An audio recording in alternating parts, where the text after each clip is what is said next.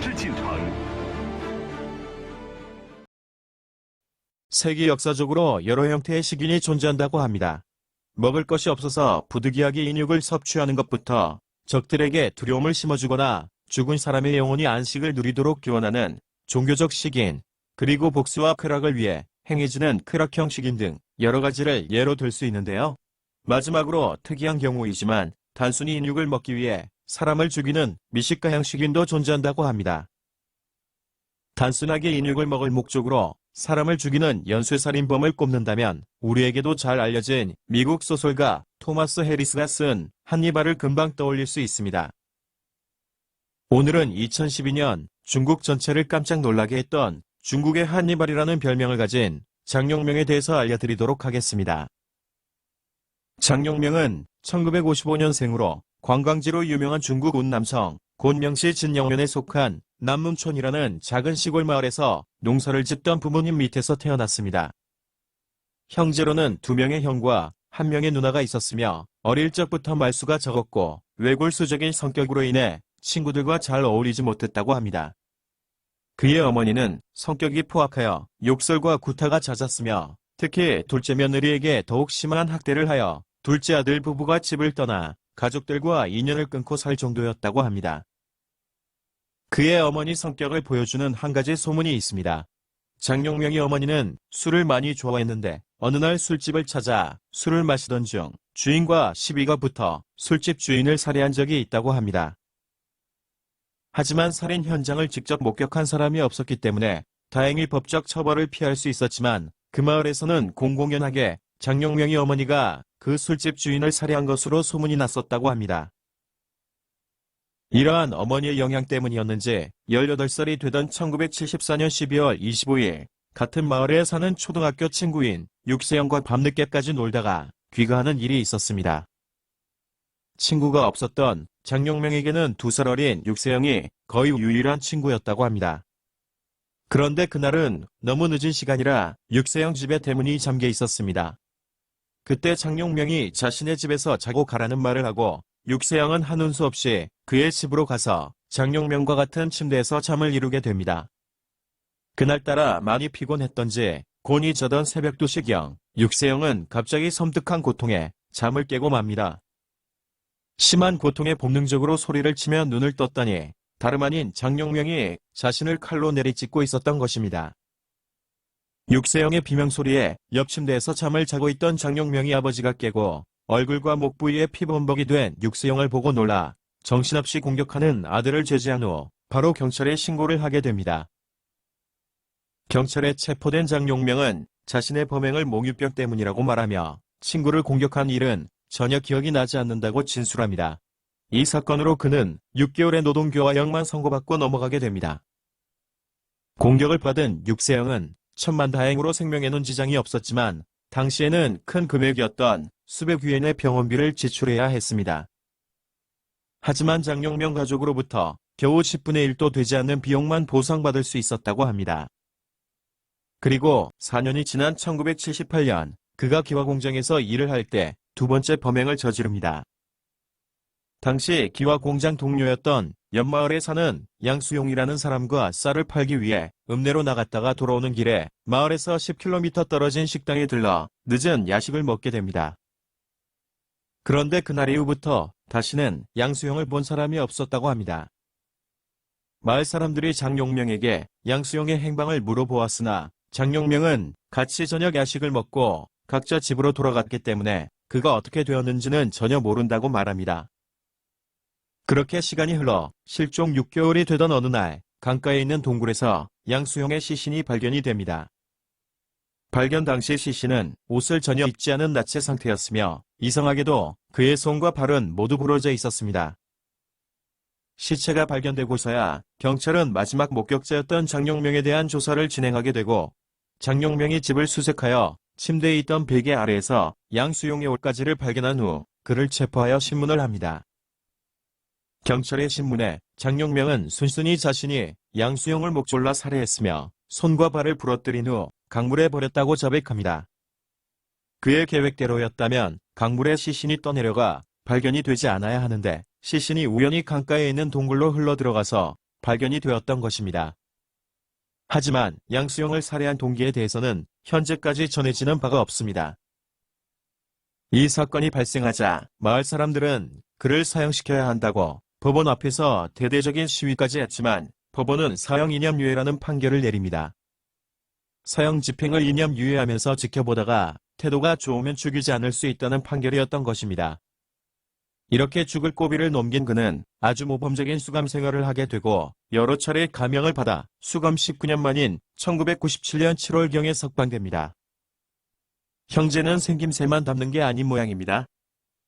그가 수감 생활을 하던 1980년에 자신의 둘째 형 역시 감옥에 잡혀온 일이 있었는데요. 시장에서 옆가게 사람과 시비가 붙어 화가 많이 난 둘째 형이 곡괭이를 집어들어 상대방의 목을 내려쳤기 때문입니다. 당시 목격자의 증언에 따르면 곡괭이의 피해자의 목 부위가 정확히 명중하여 머리가 떨어져 나갔는데 머리는 잘렸지만 피해자의 두 눈은 계속 깜빡이고 있었다고 합니다. 하지만 소문에 의하면 이유는 알 수 없지만 둘째 형의 경우 이 사건으로 5년 정도만 수감 생활을 했었다고 합니다. 19년 만에 출소한 장용명은 다시 고향으로 돌아왔지만 부모님은 모두 돌아가셨고 큰 형은 다른 마을로 대릴사위로 장가를 갔으며 누나는 타지로 시집을 갔기 때문에 혼자서 고향집에서 살았다고 합니다. 가족 구성원들이 모두 공격적인 성향을 가졌던 탓에 마을 사람들은 그와 교류하는 것을 모두 꺼려했습니다. 하지만 특별한 수입 없이 그를 그냥 방치하면 또 다른 범죄를 저지를지 모른다는 걱정에 마을 이장이 월급 50유엔을 주면서 논밭에 서 있는 나무 베는 일을 시켰다고 합니다. 그 일을 하면서도 그는 여전히 마을 사람들과 거리감을 두고 외톨이로 지내게 됩니다. 그가 출소한 지 10년이 되던 2007년 5월 1일 마을에서 실종 사건이 발생합니다.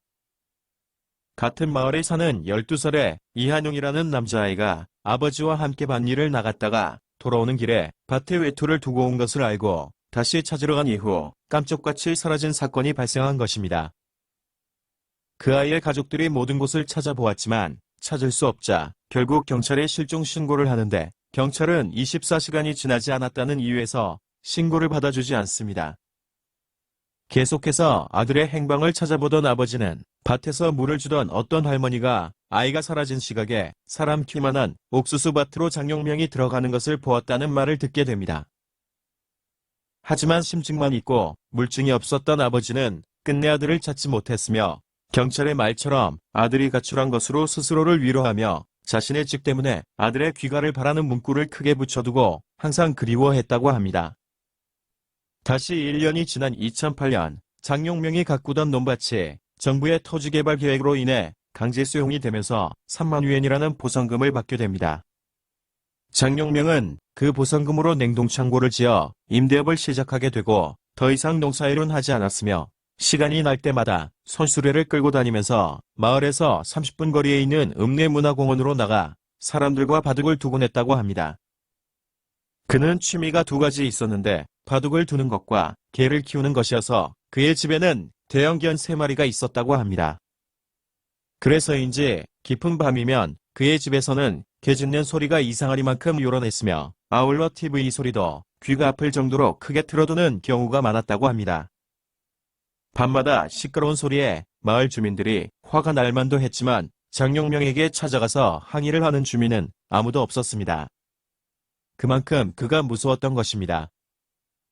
그러던 2011년 1월 27일 사예군이라는 15세의 남학생이 친구와 함께 학교로 성적표를 받으러 가게 됩니다. 그 친구는 성적표를 수령한 후 교문 앞에서 사예군을 기다렸지만 아무리 기다려도 나오지 않았다고 합니다. 그래서 핸드폰으로 전화를 걸어 보았지만 통화가 되지 않았는데 평소에도 통화가 안 되는 일이 잦았던 탓에 별다른 걱정을 하지 않고 그냥 혼자서 집으로 돌아오게 됩니다. 그런데 다음 날이 되어도 그 친구는 귀가하지 않았으며 그렇게 실종이 되어버렸다고 합니다. 그의 아버지와 가족들은 전 재산을 털어서 아들을 찾아 나섰으며 근처 공장에서 일하는 불법 체류자들이 의심되어 많은 곳을 수소문해 보았지만 별다른 혐의점을 찾지 못합니다. 그러던 중 과거 살인 경력이 있던 장용명이 수성하여 경찰에 그에 대한 조사를 요구하지만 경찰은 형식적인 조사만 한 후 혐의가 없다고 통보합니다. 그리고 경찰로부터 장용명은 정신적으로 이상이 있는 사람이기 때문에 확실한 증거 없이 그를 의심하면 큰일이 난다는 말까지 듣게 됩니다. 나중에 알게 된 사실이지만 신고를 접수한 경찰은 아이가 돈을 벌기 위해 가출을 한 것으로 단정하고 신고 내용을 메모만 해둔 채 그 실종 사건을 정산 시스템에 입력조차 하지 않았다고 합니다. 그리고 다시 8개월이 지난 2011년 9월 30일에 같은 마을에서 또 다른 실종 사건이 발생하는데 당시 17세였던 진도라는 남학생이 친구랑 함께 놀러 나갔다가 실종이 되어버립니다. 그의 어머니 말에 따르면 저녁 9시쯤 아들이 걸어오는 것을 보았으며 9시 반쯤에 아들로부터 전화가 걸려왔는데 미처 그 전화를 받지 못했다고 합니다. 그리고 밤 11시가 되었어도 귀가하지 않는 아들이 걱정이 되어 전화를 해보았지만 전화기는 꺼져 있었습니다. 그리고 의문의 실종 사건들은 계속 이어지는데요. 다시 4개월이 지난 2012년 2월 19일 16세의 남학생이 친구와 함께 공용 화장실에 갔는데 20분이 지나도 나오지 않아 찾으러 들어가 봤더니 친구는 화장실에 없었으며 그 이후 그 어디에서도 실종된 남학생의 흔적을 찾을 수 없었다고 합니다. 그리고 다시 2개월이 지나 연쇄 실종 사건의 범인을 검거하는데 결정적인 계기가 되는 사건이 발생하게 됩니다. 2011년 4월 25일 당시 19세였던 한유라는 대학생이 장용명이 거주하는 마을 근처 건설 현장으로 실습을 나옵니다. 그러던 중 현장 소장이 그를 불러 산 너머에 있는 건설 현장으로 서류를 전달하는 심부름을 시키는데 그 이후로 그 역시 깜짝같이 실종이 되고 맙니다. 똑똑하고 효자였던 아들이 사라지자 한유의 가족들은 그를 찾기 위해 경찰에 실종 신고를 하고 백방으로 뛰어다녀 보았지만 별다른 소득이 없었습니다. 그리고 한 달이 지나 가족은 한유의 신분증이 인근 도시에 있는 PC방에서 사용된 것을 뒤늦게 알게 된 후 경찰을 찾아가서 가족들도 찾을 수 있는 정보를 왜 경찰은 찾지 못했고 왜 제대로 수사를 하지 않느냐고 항의합니다. 알고 봤더니 PC방에서 사용된 신분증은 아들이 실종되기 전에 같이 일하던 동료에게 업무상 필요에 의해 맡겼던 것으로 밝혀져 사건 해결에는 큰 도움이 되지 못합니다.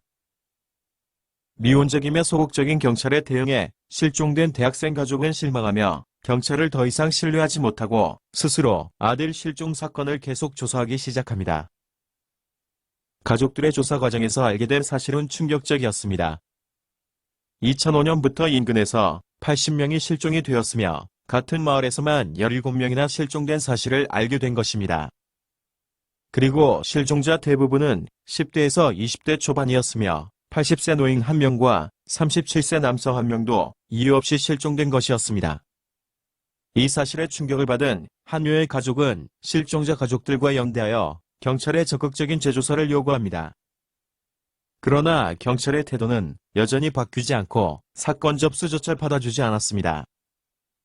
이에 화가 난 가족 대표들은 지역 방송국과 신문사에 이 실종 사건들을 제보하게 되고 기이한 실종 사건에 대한 보도는 전국으로 급속도로 퍼져나갑니다.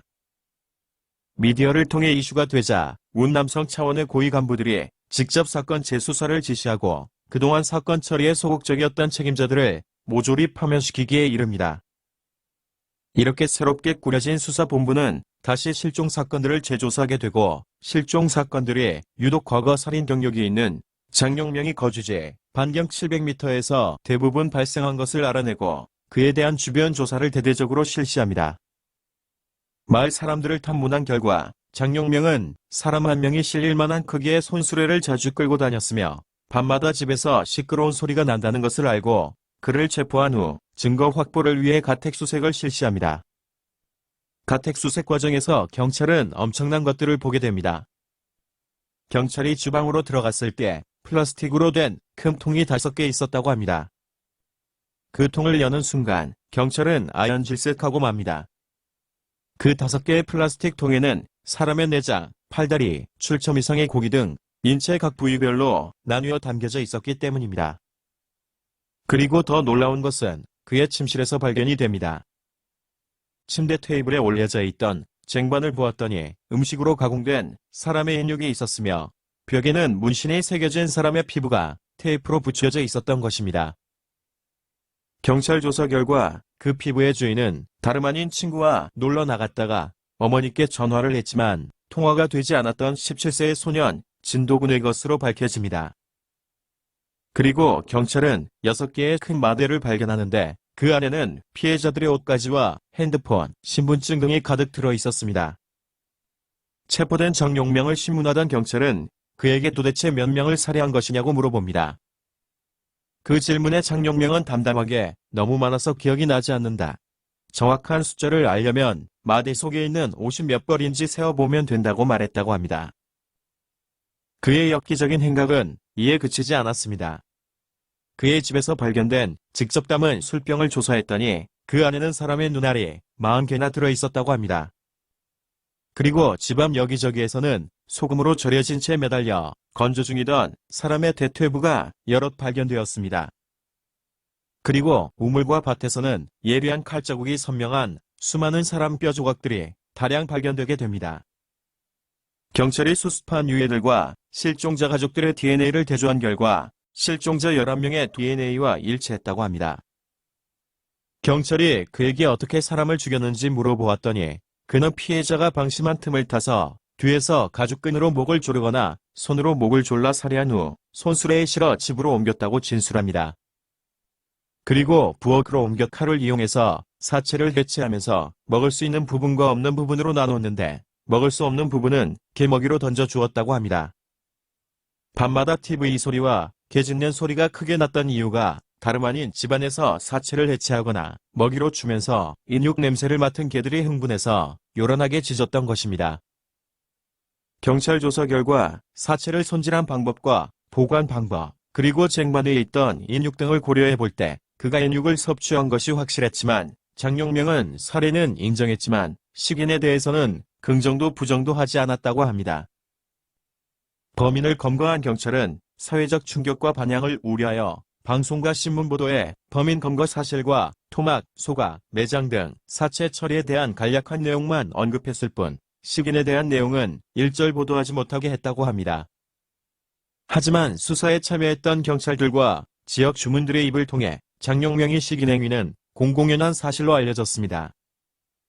그리고 더욱 충격적인 것은 자신이 혼자 먹기에 너무 많은 나머지 그중 일부를 읍내로 가지고 가서 타조고기라고 속여 여러 사람들에게 팔았다는 소문도 널리 퍼져 있습니다. 2012년 7월 곤명시 중급인민법원은 장용명에 대한 재판을 열어 20여 명을 살해한 죄목으로 사형을 선고하고 이듬해인 2013년 1월 10일 그에 대한 총살을 집행합니다. 이렇게 2012년 세간을 떠들썩하게 했던 전대미문의 식인살인광 장용명은 형정의 이슬로 생을 마감합니다. 재판 과정을 지켜본 사람에 따르면 장용명은 사형을 언도받았을 때 전혀 두려워하는 기색을 보이지 않았으며 피해자 가족들에게 미안한 마음이 들지 않느냐는 질문에 전혀 그런 마음이 들지 않는다라고 말해 사람들을 다시 한번 놀라게 했습니다. 일각에서는 장용명이 정신병을 앓았기 때문에 이 같은 잔혹한 범행을 저지른 것이 아니냐는 의견이 있는데요. 그에 대한 정신감정 결과 그는 정신적으로 아무런 문제가 없었다고 합니다. 다만 반사회적 인격정의로 인한 범행이라는 것이 주류 학자들의 의견입니다. 그런데 나중에 알게 된 사실이지만 한 요란은 대학 실습생이 실종된 지 8개월이 지나 장용명을 검거할 수 있었던 사건이 있었다고 합니다. 2011년 12월 장용명과 같은 마을에 사는 장관원이라는 고1 남학생이 학교에서 귀가하던 도중 집까지 10m 정도를 남겨두고 갑자기 누군가에 의해 가죽끈으로 목이 졸려 근처 숲으로 끌려갔었다고 합니다. 갑작스런 습격에 놀란 그 학생은 있는 힘을 다해 소리를 질렀고 그 비명소리를 들은 가족들이 급히 뛰쳐나와 다행히 위기를 넘겼던 것이었습니다. 장용명을 잡은 가족은 화가 나서 왜 그랬느냐고 물었더니 학생이 도둑인 줄 알고 목을 졸랐다는 엉뚱한 소리를 하길래 바로 경찰에 신고했다고 합니다. 그런데 경찰 조사 과정에서는 그냥 장난으로 그랬는데 가족들이 너무 과민 반응을 보인다는 말을 하여 가족들을 더욱 황당하게 만들었다고 합니다. 가족들은 그에 대한 처벌을 요구했지만 경찰은 그가 정신적인 문제가 있는 사람이고 학생이 크게 다친 곳이 없으니 그냥 넘어가라고 했다는 것입니다. 이렇게 경찰의 무성의한 태도로 인해 조금 더 일찍 범인을 검거할 수 있었던 기회를 안타깝게 놓쳤던 것입니다. 마지막으로 우리들을 오싹하게 만드는 소름 포인트가 두 가지 있습니다. 먼저 장용명이 바둑을 좋아해서 읍내까지 손수레를 끌고 다녔다고 말씀드렸는데요. 그 당시 장용명은 읍내로 나가는 오전 시간에 피해자를 물색하여 살해한 후 손수레에 실어 으슥한 수풀에 숨겨두었다고 합니다. 그리고 태연하게 읍내로 가서 바둑을 둔 후 해가 질 무렵 집으로 돌아오면서 사체를 다시 수레에 담아 집으로 돌아왔다고 합니다. 그리고 두 번째 소름 포인트는 20여 명의 피해자들 중 어느 누구도 두개골이 발견되지 않았다는 것입니다.